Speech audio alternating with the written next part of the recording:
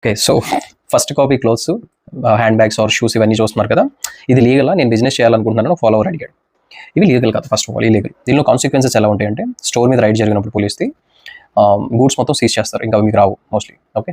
And 420 case పడుతుంది. అలాగే trade mark యాక్ట్లో కొన్ని సెక్షన్స్ ఉన్నాయి, క్రిమినల్ ప్రొవిజన్స్, అవి కూడా ఇన్వోక్ చేస్తారు. సో ఓవరాల్గా క్రిమినల్ కేసు అవుతుంది, ఫైన్ పడుతుంది, అండ్ మీ గూడ్స్ కూడా సీజ్ చేస్తారు. ఇది జరిగేది లీగల్.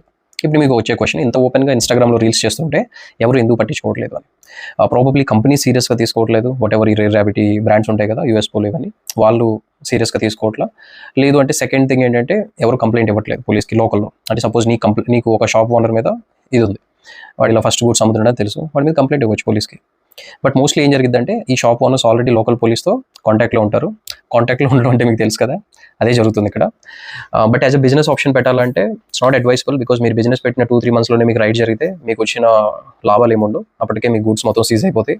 సో ఇన్వెస్ట్మెంట్ అంతా గంగాపాలు అవుతుంది. సో ఓన్ రిస్క్తో చేసుకోవచ్చు, బట్ లీగల్లీ అయితే illegal. Thank you. Follow me for more.